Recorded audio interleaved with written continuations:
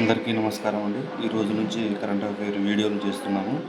అందరూ వీడియోలు చూసి నన్ను సబ్స్క్రైబ్ చేసి ఫాలో అయ్యి షేర్ చేసి లైక్ చేయాల్సిందిగా కోరుతున్నాను. కేంద్ర సాహిత్య అకాడమీ అవార్డు అందుకున్న తెలుగు సాహితీవేత్త ఎవరు?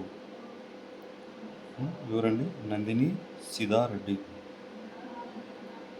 పుస్తకం పేరు అనిమేష కవితా సంపుటి.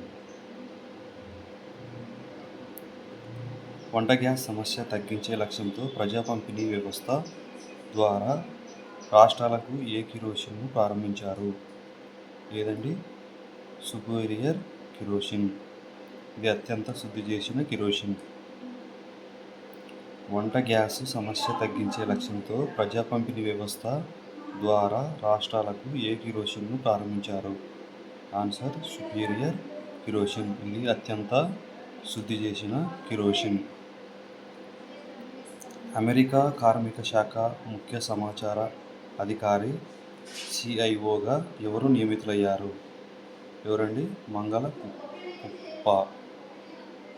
అమెరికా కార్మిక శాఖ ముఖ్య సమాచార అధికారిగా CIOగా ఎవరు నియమితులయ్యారు? మంగళ కుప్ప. 1961 నాటికి పాత ఆదాయపు పన్ను చట్టం స్థానంలో సరికొత్త ఆదాయపు పన్ను చట్టం ఎప్పటి నుంచి అమల్లోకి రానుంది? ఎప్పుడుంటండి? ఏప్రిల్ 1.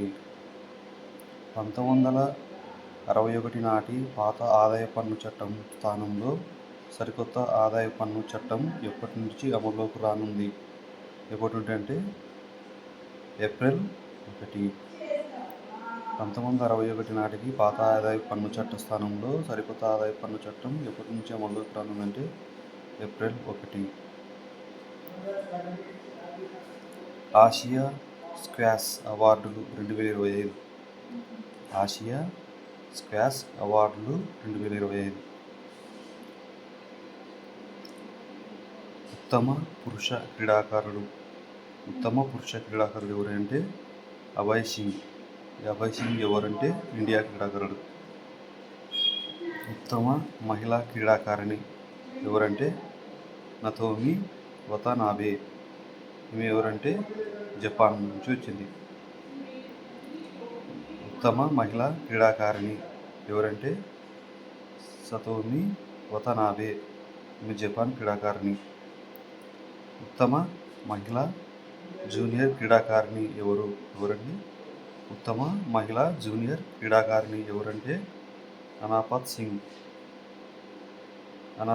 ఎవరంటే భారత్ క్రీడాకారిణి.